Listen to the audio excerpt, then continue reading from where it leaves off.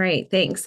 Welcome everybody to day 3 of the 2026 Travel Unity Virtual Spring Summit. My name is Camille Zess. I am VP of Growth at Travel Alliance Partnership, TAP for short. We are a marketing agency focused on tourism and tourism only.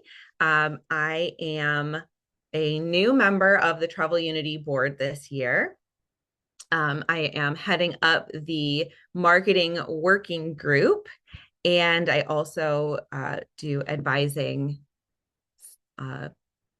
with our TU marketing coordinator. So that's who I am, why I'm talking to you right now. We are so excited. I'm really excited for this session.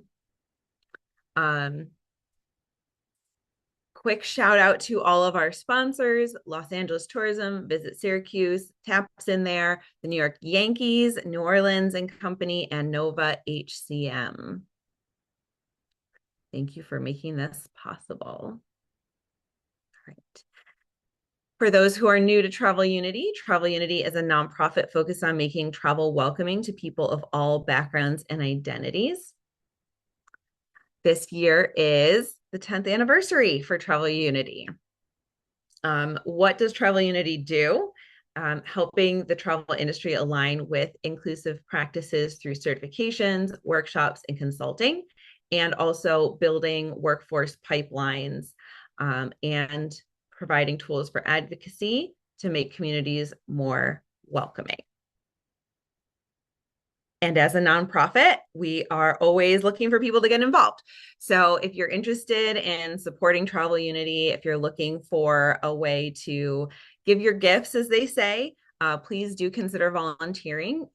You would start out by doing either a case study on inclusion in travel or a spotlight on a travel industry professional. And as I mentioned, I'm head of the marketing working group. We have several working groups who are supporting everything that Travel Unity is doing. If you have any questions on how to get involved, you can email Ronnie, RONI, at travelunity.org. It's up there on the screen. And there's also a QR code here for a volunteer application. Right. If you registered on the ticket site, you're already entered to win. We've got a couple of great prizes. There are tickets to a 2026 season New York Yankees game. Each ticket is worth up to $320. And we are also giving away a couple of hardcover copies of a book called Stronger Together: Building World-Changing Collaborations That Succeed. That's written by Nicole Mahoney, who also happens to be my CEO. So I'm a big fan of that book. And also wanted to give you a reminder to use the chat. David wants us to have all sorts of side conversations about any topics that come up. So I will be chatting with you throughout. So questions, comments, if something strikes you as a great idea, throw it in the chat and call it out. Be fun. All right. And if you are not in the Travel Unity Alliance, which is our membership, please consider joining. It is amazing. We've got individual organizational memberships. There's discounted student and educator pricing. That's $50 a year. If you've been enjoying the sessions this week and you're not a Travel Unity Alliance member, we're getting content like this week that we're having this week, but it's every month. Once a month, we're getting amazing insights into different organizations and perspectives on inclusion and accessibility within travel. So highly, highly recommend that. Oh yes, the session videos will be available. So you'll get those, and I was going to mention it later, but I'll mention it now too. The slides from today you will also receive. All right. So our first session today is Innovation, Technology, and the Human Experience with David Doan. And I'll tell you more about that in just a minute. But first, let's look at what's coming up tomorrow and Thursday. After this session, we have the future of the travel workforce.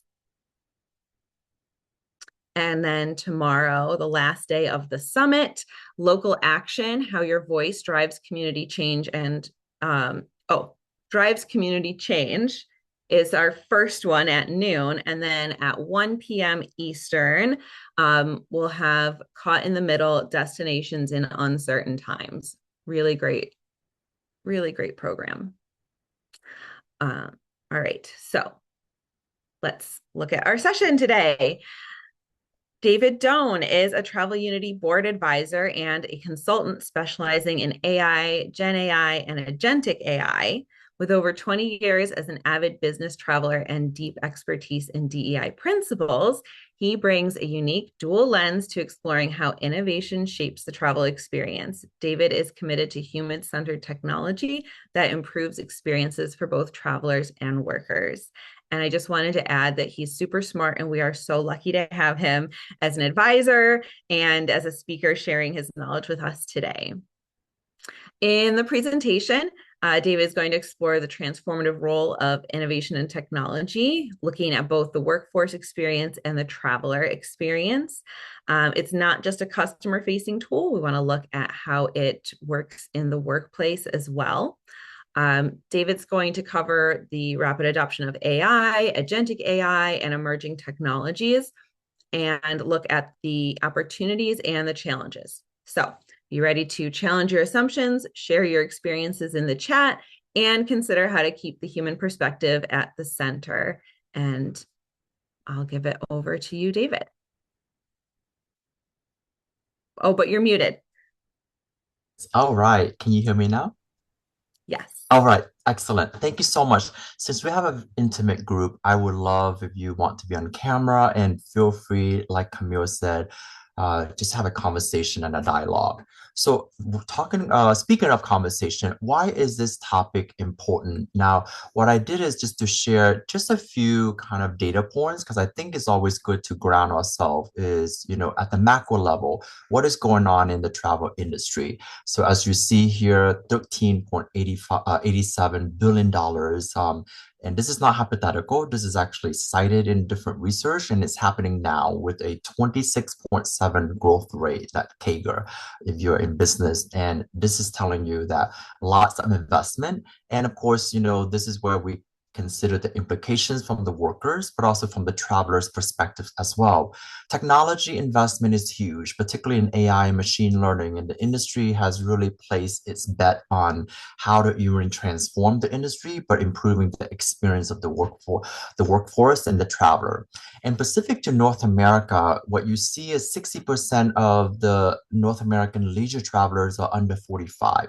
Why does this matter? Is there is a kind of generational kind of excitement, if you will, that they've already raised in an environment where technology is comfortable, but they also are very vocal and using social media. So there's an influence of how AI can really change their behaviors and how we should really think about implementing them.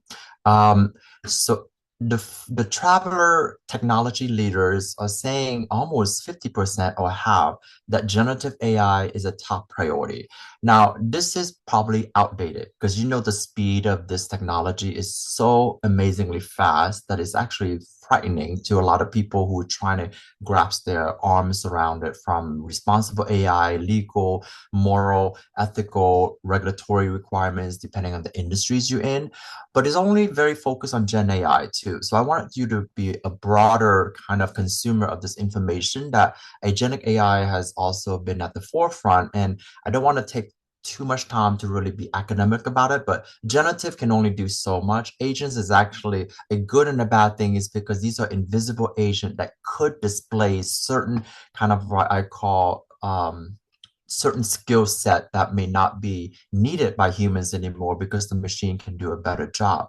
Now, any reaction to any of the stats I share, feel free to chime in. But yeah, absolutely, Camille, that is a high percentage. And that's David, interesting sorry to to me. Yeah, interrupt. I yeah, have you a bet. I have a question about the sort of chat bot thing. Of course. Um, so yeah, I'm a layperson, I guess, in all of this, and you're an expert. So, are there currently any regulations anywhere I mean, obviously I'm in the US, but are there regulations somewhere about having to tell people you're talking to a bot? Because I think it was at the last Mm, conference I was at where there was literally a debate that I walked into of somebody going, "Oh, I think this was a real person." Somebody else going, "No, no, you were talking to a mhm, bot." So, mhm, is there mhm. anything that says you need to tell somebody if they're talking to a bot or not? Or is there any movement toward that? Or is there Yeah. pushback against I'm just curious about the transparency around that. Yeah, that's an excellent question. And I always wanted to stay within my lane as far as my areas of expertise is in healthcare. I know you probably said, why is this person talking?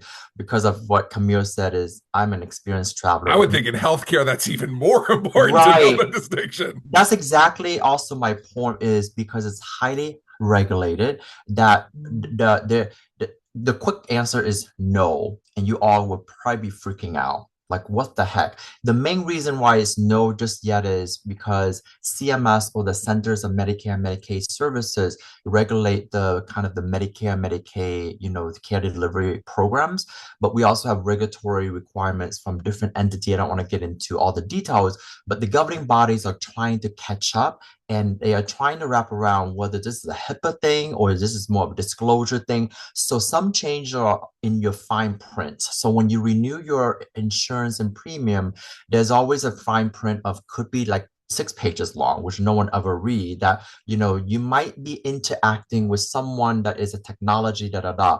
But one thing that there is regulation around is the recording. So chatbot is not a recording, so technically it doesn't fall into the area where you have to tell people you're talking to chatbot because it's implied that something pop up. And if you see there's something that will say, I am Susie Q or I'm a digital chatbot. So if you read it, it is implied, but you're right. There's no regulation per se that you're interacting with that because within the dialogue, you also notice there's an option to reach like a live person or an 800 number. That is also a requirement that they have to have another avenue when people don't have the technology. So what I'm saying is there's some around the kind of, is more peripherally, but not that you must not use or you should use. And when you use chatbot, you need to do that. That is still kind of in the works, but great question.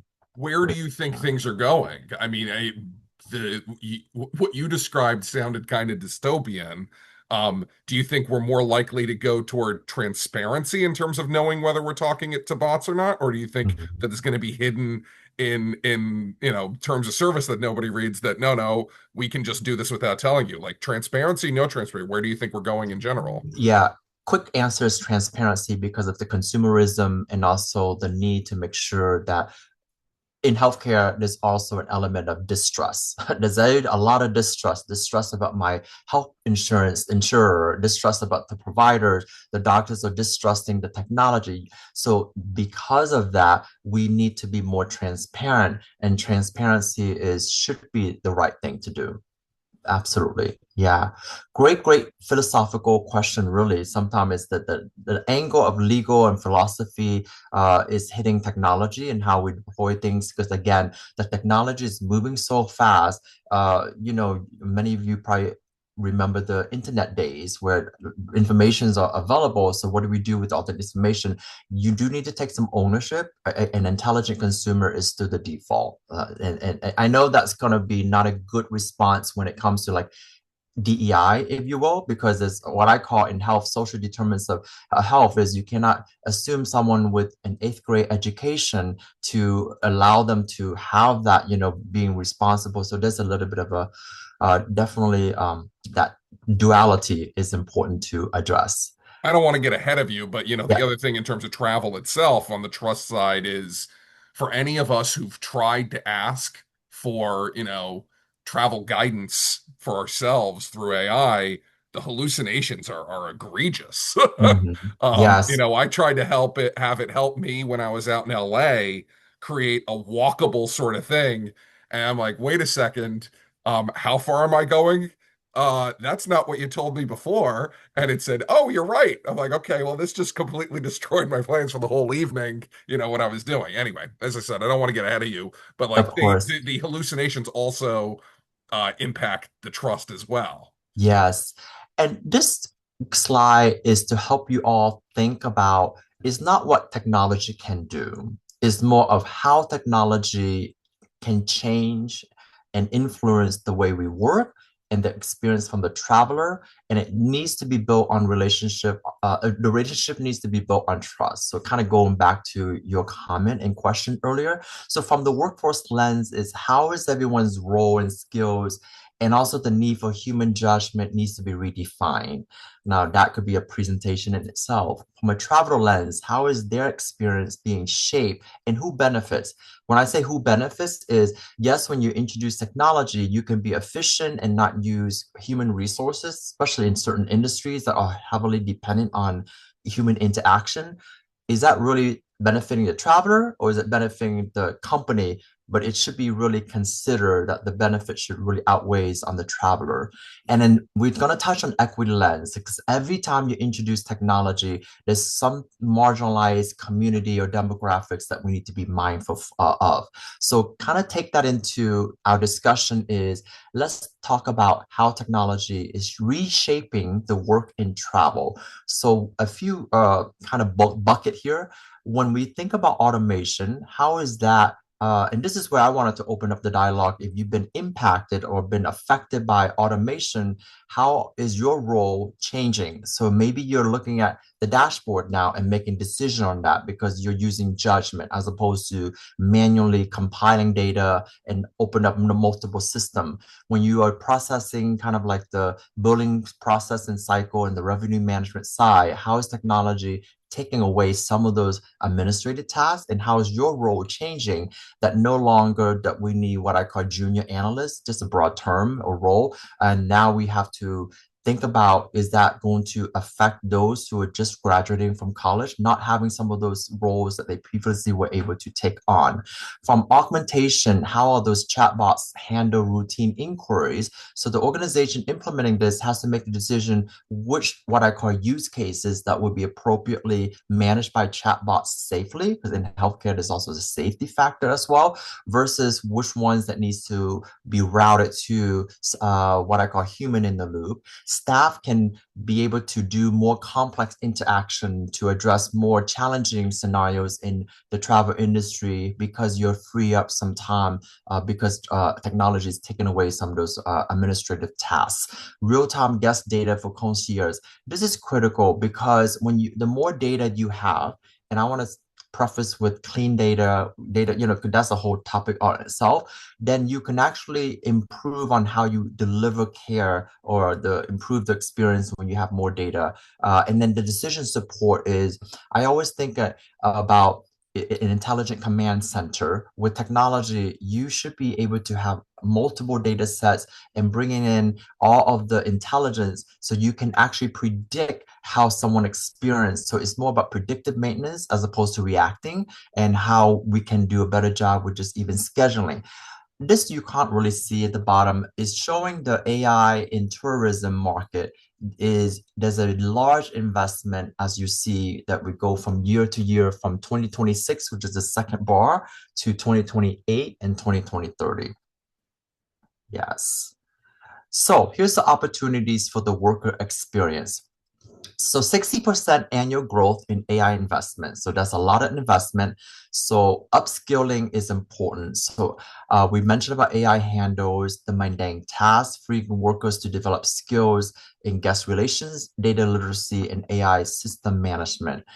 There's a lot of learning because when you think about organization change to really roll out any of the AI technology, especially agentic AI, is to also think about the traceability and what the virtual agents are doing. You need to provide training. The opportunities are going to help with improving multilingual service support, how to have personalized service recommendations, real-time coaching and decision, and also better anticipation of what the traveler needs during their, especially when it's during irregular operations. So these are some opportunities where investing technology will allow us the companies, the agency, and the workers to be able to do other complex interactions. Then we talk about risk and tension. This very top box is a real thing. The more technology can do, there is a sense of job insecurity that certain roles may have. And it also rely less on other skills that you don't need to beef up on. So people skills become important. Critical thinking, judgment, that those problem solving skills become more important because that's what the human should be doing is to work side by side with the technology. When you have more of what a surveillance and performance pressure, the algorithmic management can really intensify monitoring. So with more data, you are really able to make more decisions, and that is going to help with the decision-making process. And you may also have the need for less human oversight in certain areas because the technology is doing some of that. The other risk and tension is that there may be bias in hiring with some of these technology. The older workforce may be at risk for not being able to land a job where they are interacting with more technology. But how can that type of workforce can be more valuable in certain other newer role?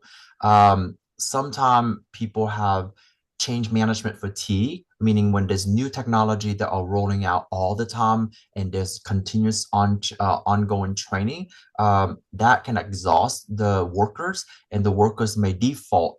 There's studies that said that after 3 months of implementing something new, the workers kind of, if there's no ongoing what we call value realization office overseeing kind of the technology being really used and the outcomes and reinforcement, that workers may resort back to kind of the previous workflows or processes.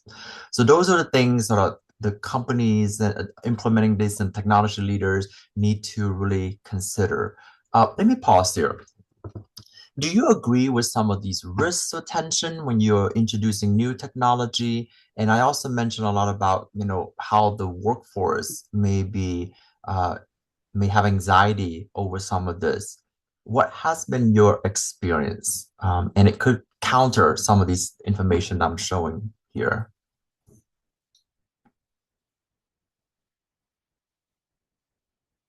Do you agree? Oh, go ahead. I'm so sorry. I don't know that's your actual name or not. So sorry. Yes. Yeah. Hello. Um, I find that a lot of times when things are automated, there is frustration with, I guess you can say, the ones that are Gen Z and above. I mean, and below, the older generation, because it's almost similar to getting that telephone call, making a telephone call um to anything, to any business, and then it's telling you press one, press two, whatever, instead of going straight to a representative, a live person. And I think that with AI improving regularly, daily, it it has a tendency to mimic what we do as human beings, because that's basically what it's doing. It's just mimicking our behaviors. Yet I don't think they've kind of tweaked the part where they have improved where when they hear someone sighing or frustrated, saying whatever words about, the animation and the pivots of where they have to go from one point to another on, even online, it has a tendency to uh it doesn't acknowledge, okay, this person's frustrated, we need to find somebody who can help them immediately. It's not at that point yet, but I'm sure we're getting towards that. Mhm. But the unfortunate part is, in the meanwhile, the older generation is having difficulty transitioning into AI intelligence in order to be able to navigate and get the things that they want immediately. Mhm. Well said. Absolutely. Those are the considerations that you there are maybe different cohorts of the travelers that may experience differently because it may not be a positive experience for, like you say, older generation. Yeah, excellent. And I have one other thing that I always am very intrigued when I read through some of the implication of introducing AI. One is the studies would say loss of autonomy, meaning that the technology is reducing professional judgment because it's already doing the work for you, the thinking. And then there's the other part of it is skill erosion, is the other thing that comes up, meaning that when there is over dependence on AI, it may weaken your critical thinking and service instincts. This is interesting to me because this is when you're supposed to have more critical thinking or even more heightened critical thinking because you have to be even, quote, using judgment and be smarter than what the outputs of the AI is giving you. So, isn't it interesting? Is technology and this AI could weaken or we don't think as much, but that's when you definitely need to think more. Not sure that even makes sense. It's like a very interesting duality. Yes. David, Yeah. um, I feel like you've kind of glanced upon this, but I don't know what your take is. Do you think AI is clearly you're presenting that AI will change jobs, but in terms of the net at the end, will there be more jobs, less jobs, or do you just think it's going to change what the nature Hmm. of jobs are? Yeah, good question. I know from just scanning the market is there will be fewer jobs at what we call the junior level, like really when you are doing data analysis and analyzing data or just compiling data, that will soon go away. I mean, you probably saw Meta is getting rid of 15,000. I'm not just an example. There's many examples every day. However, we are in need of other skills. And this is from my experience working in consulting firms that are developing these AI, working with other, we don't, in the past, I never felt like data scientist was something that was a big market to get into. But there are schools that now have master degree program to have more data scientists and coder. When I talk to technologists, they don't need coders because AI can do the coding. But what they need are more of people who actually doing the validation and the testing and doing more design work where you're thinking about the human-centered design thing. So I think is there are roles that I think will kind of be less needed or but overall I would say that whatever role is the type of skills that we need and newer type of roles will come about because of this technology.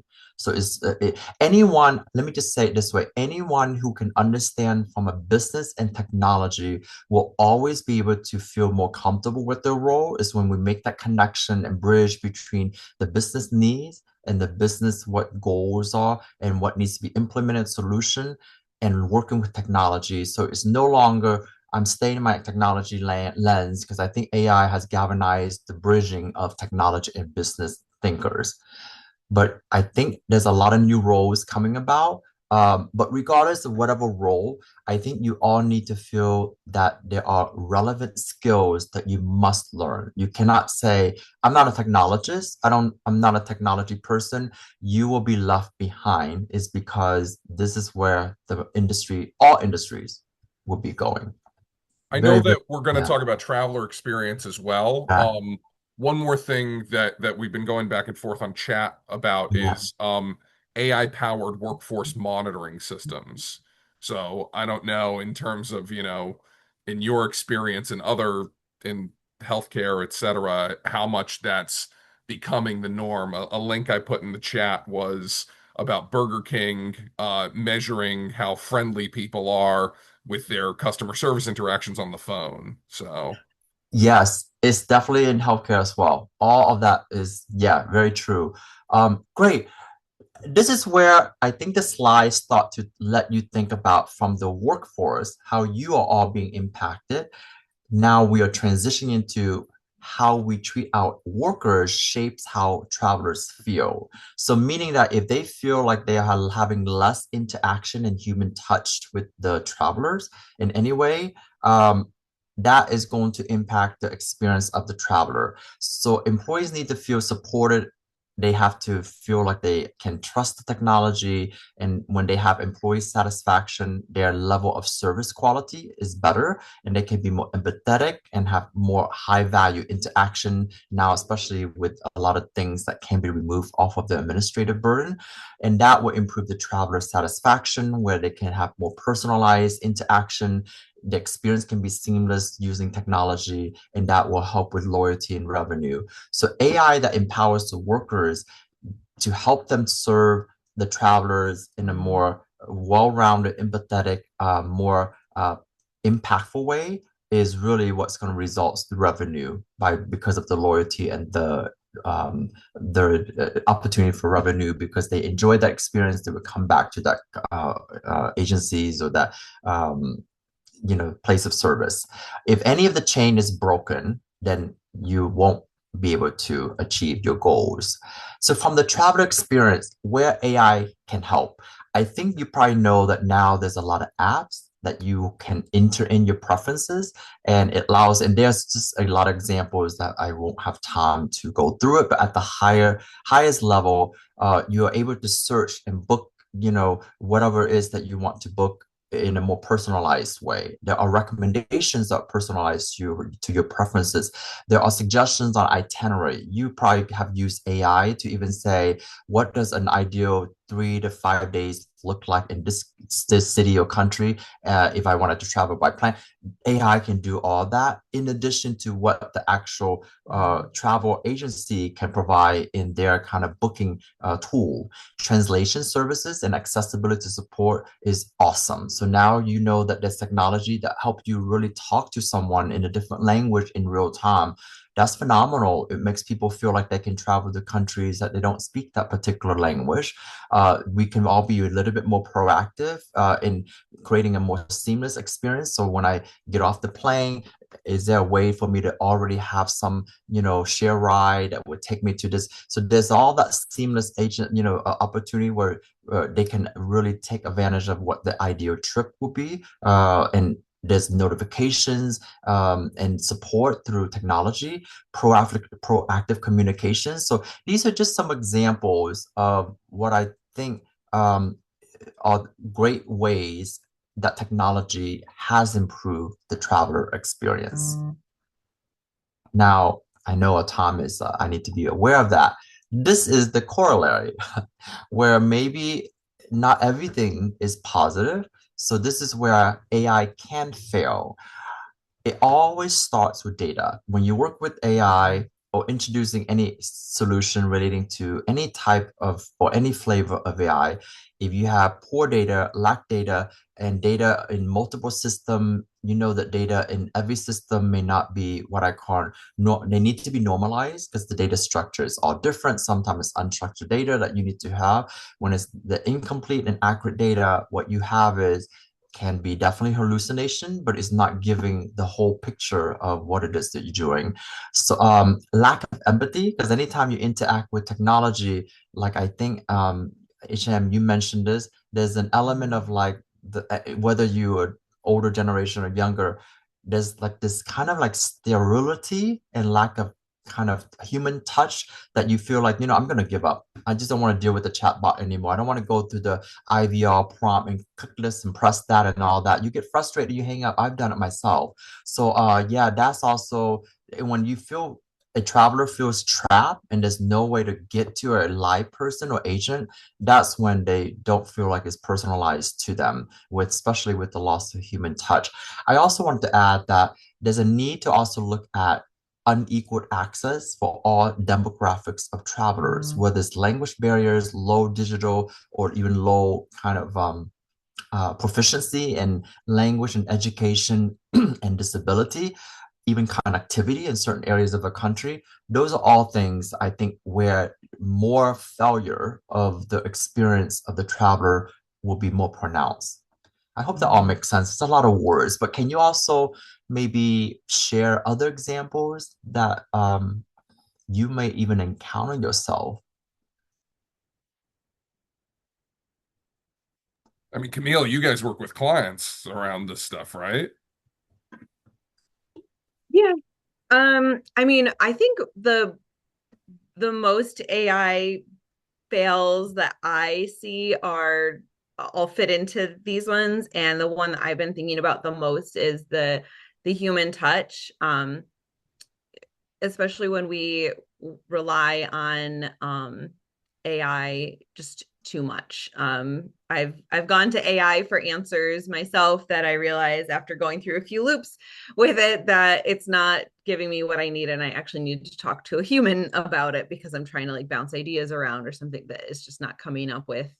Um, I need an actual human with human emotions and skills to come up with it, and um, human input needs to build the prompts, right? Like it's almost like poor quality data if we don't give the AI enough of our human thought and like what we're actually wanting. Like I need to start with at least a brain dump or a brainstorm of everything that I'm thinking about so that the AI has enough to work with to make it, especially when it's content marketing for tourism, so that it's unique to, you know, the destination or the tourism business or even our own thought leadership. Jasmine has a Yeah. comment or question. It wasn't a question, it was more of a comment. So I work with the American Society of Travel Advisors, and working with travel advisors, this is a big topic of AI coming up and travelers being able to kind of plan their trips through AI rather than using a travel advisor. But the thing that the stories that they come back with are, given the changing nature of the travel scape right now, as people are trying to travel to different places, it's it is, I would say, probably the top one where it's like poor quality data. Like this changed 2 days ago, but since I know a supplier partner on the ground, I know how to get you these tickets that you now need that you didn't need before, but maybe that's not reported widely on the internet. And so that loss of human touch of people who have had the experience, that's not going to be an AI at the moment. Like me actually I was on a river cruise ship. Me going on a river cruise ship and having that experience and navigating it, you can't program that in. Hmm. And so I think that's where we run into things. And I think that last one is kind of, well, there's one, oh, the over personalization also comes up a lot with travel advisors because of their broad knowledge. What ends up happening is they can suggest to their clients, like, hey, you're saying you would like this, but I've experienced this other thing that I think you would really like if you were be willing to give it a try. And because they're a trusted travel advisor, the client is willing to give it a try and they love it. But if you just go to, pick your favorite chatbot and say, I want to do this vacation, it's going to give you the exact vacation that you ask for. And so maybe AI will get to the point where it's making suggestions, but I know right now it's just not there. Hmm. Great example of different use cases that need to be taken into consideration. Josh, I'd love to hear your comments too. Yeah, and before I say anything, I'll tell you I have a complete bias against AI, and that's because I've been a musician for 35 years, and it just sickens me what's going on, the way people use AI to create music that they didn't do anything anyway. So that being said, I kind of feel the loss of human touch is important. I was in a conversation yesterday and we were talking about our industry and hospitality. And at the end of the day, we are all in destinations that have great attractions or have a beautiful scenery or have great restaurants, right? We all have it, you know? But at the end of the day, what's going to get people to come back are the human interactions between the waiter or waitress with the guests, or the front desk with the guest, or the ticket taker at the arena, or whatever. Those human interactions are what really is going to make people come back. And I mean, I have kids and stepkids in their 20s, and I know their social skills are not like what our generation, I'm 50, our generation's social skills are. And so I think they rely so much on the computer and the AI and staring at their phone and spending time.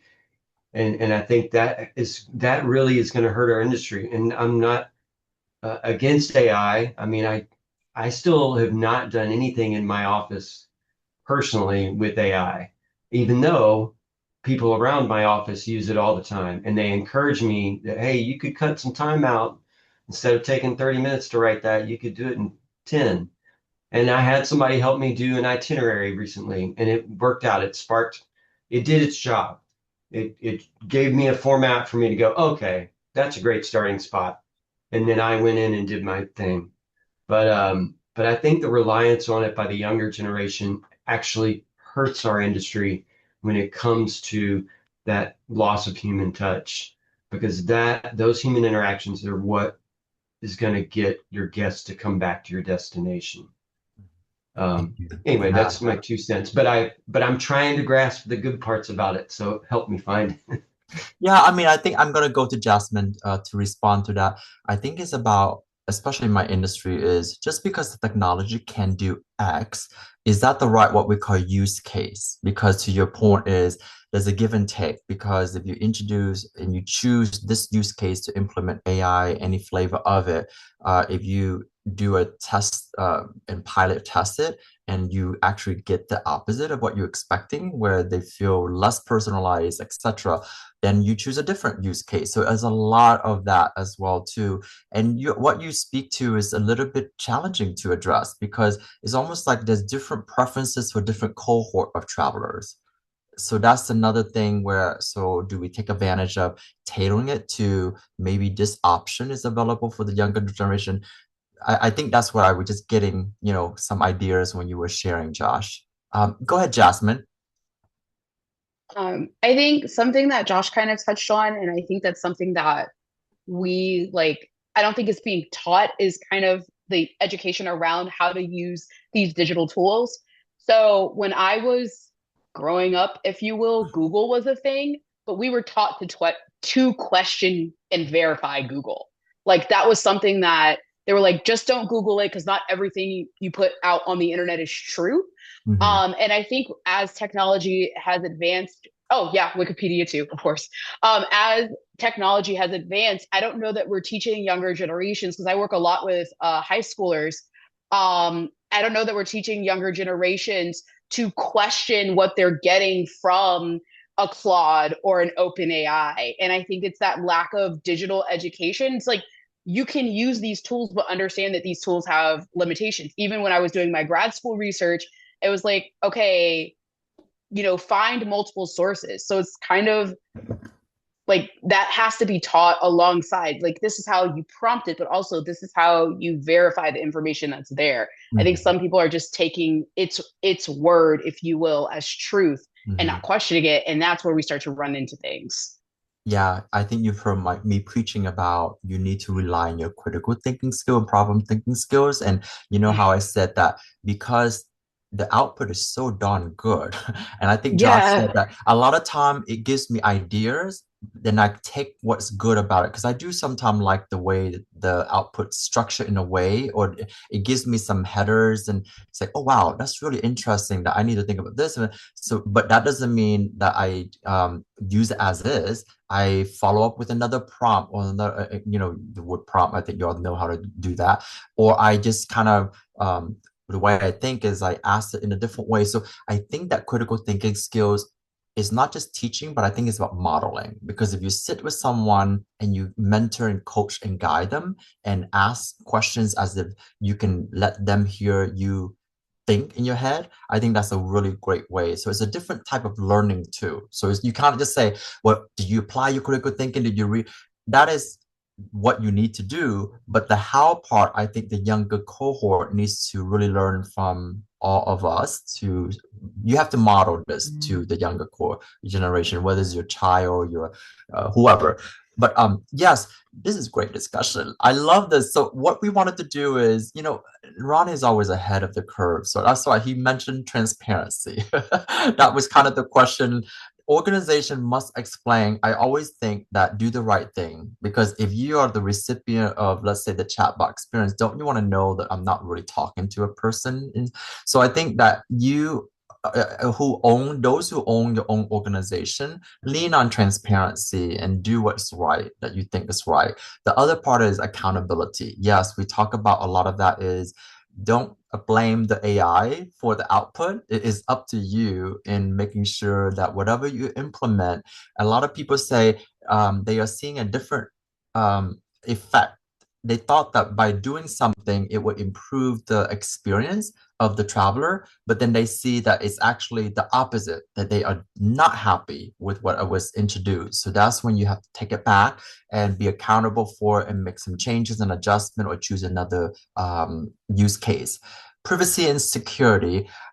In the travel industry, there are some of these organizations that have what I call adjacent type of regulatory requirements that you can lean on. So it doesn't have to be your specific industry regulatory bodies because it may not be available just yet, but there are other standards relating to technology or relating to economics or risk management.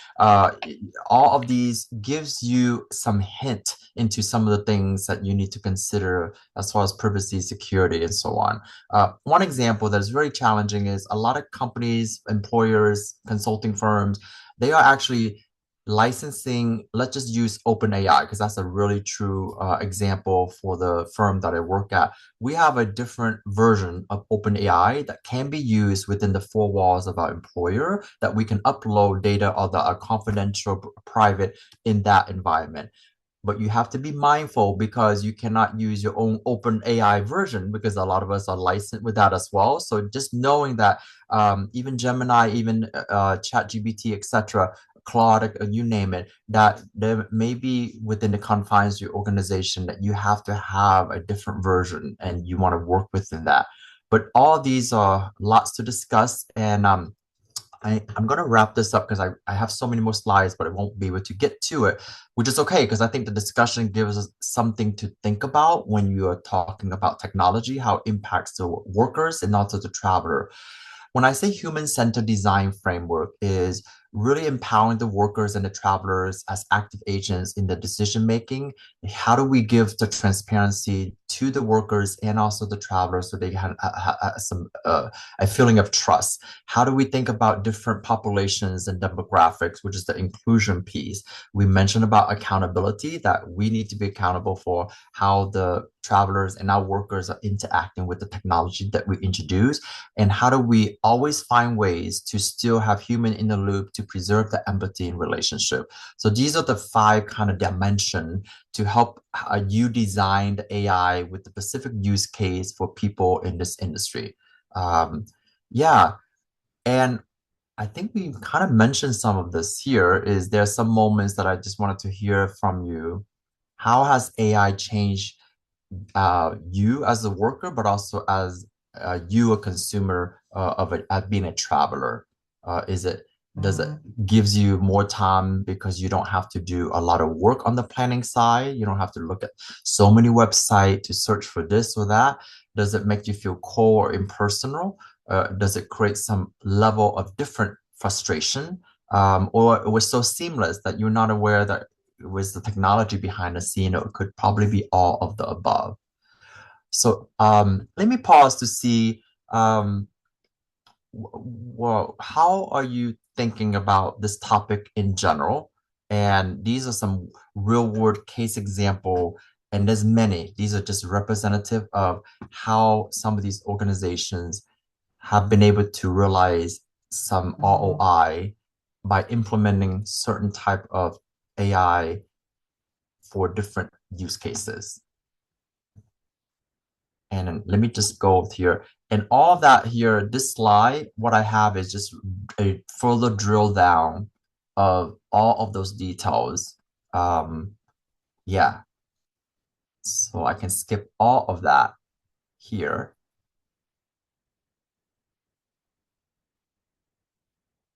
And I think some of these are just kind of wanted to make sure you are considering what we call the friction zone, the trust gap here. 63% of travelers distrust AI recommendations over human agents. We talk about depersonalization. Efficiency without empathy can actually erode the authentic connection. So human in the loop, always. Privacy paradox. Travelers want personalization but fear surveillance. The more you into data about your preferences, it can become kind of like, intrusive if in a way, and you don't know where this data is going to live. And the digital divide is it can benefit for a certain traveler, but not for others. I think Josh kind of alluded to that as well. So this is what we want to be mindful of. If you're any part of conceptualizing, identifying use cases that AI can improve efficiency, productivity, or experience, to keep these kind of four pillars in mind. And this just goes into a little bit more detail to support that slide that I share. And really, this is um, just a reflection. Who in your customer base might be getting left behind? I always want to end with the inclusion piece of it. And I love to have someone give me an example of what you might be mindful or should be mindful of when you introduce technology, and there may be certain demographics that you want to consider making sure that they are receiving equitable service. I breezed through those slides, but you have these slides afterward to really read the double click.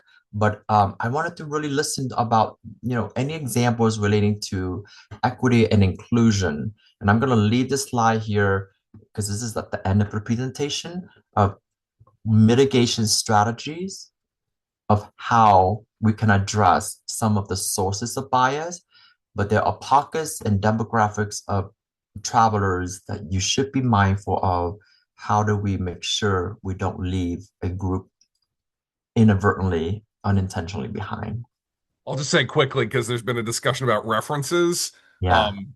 Um, David has two full pages of Yes. very small font Yes. references at the end of his, there you go, at the end of his Yes. presentation. So there's two pages Yeah. of I these. So he did cite references. Yes, I wanted to inspire you all to dig deeper if this is something that you're passionate about.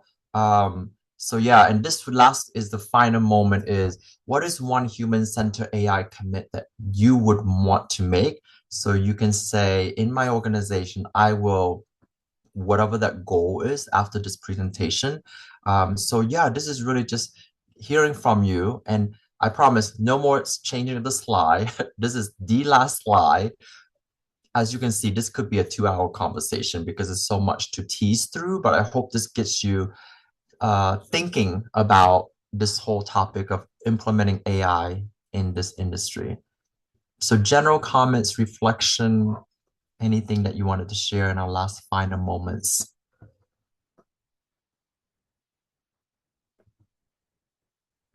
Too much information. This is like, Wow. yeah. Not too much information, but a very engaging session, David. Thank you for bringing all this together. Clearly, you did your research and inviting people to chat. This was fantastic. Lots for us to chew on and think about as we continue going down this path with AI in it. Mm-hmm. I know, Yeah. David, you came into this as sort of, an aggregator of knowledge, but Mm. and I appreciate you being willing to give others the last word. But if there's one thing you want people to take away, what's the one thing that you think, knowing that we have people who are anxious and opposed, if you want to go that far, to anxious and trying to navigate, like what do you want us to take into account as we move forward with this uncertainty? And I think that has been a through line of many of the sessions that we have had during Yeah. the summit, which is how do we navigate when we just don't know a lot? Yeah. I would say embrace the technology. You cannot walk away from it. I think that the other thing I want to share is the more we put ourselves in the traveler's shoes as we are identifying opportunities to find more efficient way of doing things. Think about both the workforce and their experience and their anxiety and their need to learn and how they need to adapt. At the very same time is how is this really truly affect the traveler? And the last piece of it is traveler is such a broad, persona. Think about the different personas of what I call the equity lens that we all have. If you do all of that kind of, not at the same time, but think about that all the time. I think you're in a better position to be very mindful and intentional about the use case that you wanted to implement. And feedback loop is also important too. So yeah, I know that was a lot. That was not very succinct, but you do have to consider all of these stakeholders. Well, the beauty is we have you as an advisor for Travel Unity, so you're not Oh, just a dilettante who's here with us once. We'll be able to yeah. hear from you as time goes on, and we can check in as these discussions continue to evolve. So, thank you very much for sharing today, David. You bet. Thank you for the opportunity, you all.